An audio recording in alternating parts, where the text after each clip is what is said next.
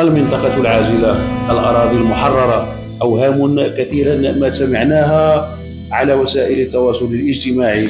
لذلك كان لزاما علينا أن نخوض تجربة على أرض الواقع لدحض ما تزخر به المواقع من ترهات عن الصحراء الغربية المغربية بصفة عامة، وعن المنطقة العازلة جنوب المغرب بصفة خاصة، وعن أوهام المناطق المحررة التي يستخبي بها نظام الجزائر شعبه.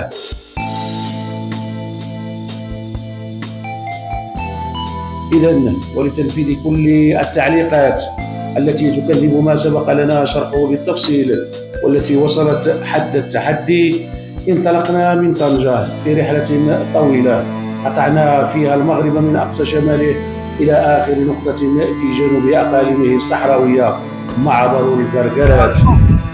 وصلنا، ومن بينها 1250 كيلومترا داخل الأقاليم الصحراوية الجنوبية للمملكة، وللوقوف على حقيقة المنطقة العازلة والتي يسميها سائق الشاحنات الدولية قندهار. من معبر القرقرات خرجنا في طريقنا إلى موريتانيا. دابا حنا نورمال باقي في الأراضي المغربية غير معبر اللوروس، ياك؟ نعم. إذن هذه المنطقة اللي بيننا وبين ياخذ شكون اللي كيحميها؟ الجيش المغربي ولا لا؟ إذن في طريقنا إلى موريتانيا.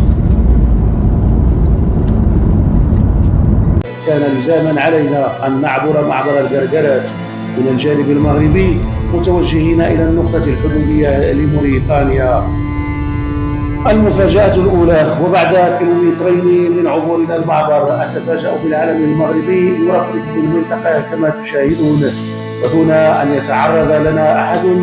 وبعد تجاوزنا للمنطقة التي كان يعرض بها مرتزقة البوليساريو بما يناهز شهرا كاملا، أوقفوا خلالها سلاسة عملية عبور الشاحنات قبل تدخل الجيش المغربي لطردهم بمباركة أممية من المنطقة، ويقوم بإنهاء ما يسمى المنطقة العازلة بين المغرب وموريتانيا جنوبا كما هو واضح على الخريطة.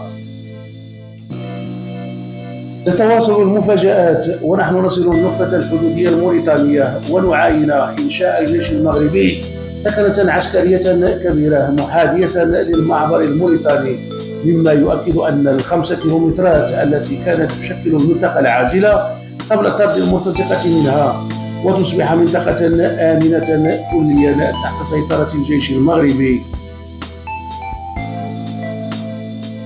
هكذا إذن وبالملموس وعلى أرض الواقع يؤكد لكل من يغرد خارج السرب حقيقة المنطقة، وننسف بذلك أوهام الكثير عن ما يسمى المناطق المحررة. هي الطريقة التي تؤدي إلى معبر القرقرات، وهو أنا غادي نزومي شوية الصورة باش ها هو المعبر ديال القرقرات راه هو، ومن هاد الجهة المعبر ديال موريتانيا. غادي نزومي لكم على المعبر ديال موريتانيا. إذن هذه منطقة ديال العازلة بين البلدين، بين المغرب وموريتانيا، وأنا أتواجد فيها الآن، وقد وصلت حتى الحدود الموريتانية. طبعا بعد أن خرجت وطبعت طبع خروج من المملكة المغربية بمعبر القرقرات، فأنا أتواجد بين المنطقتين حاليا، ولا يوجد ما يسمى بالمنطقة العازلة هنا في هذه النقطة بالذات. انتهى عهد قندهار إلى غير رجعة، والعلم المغربي يرفرف فوق المنطقة آمنا مطمئنا.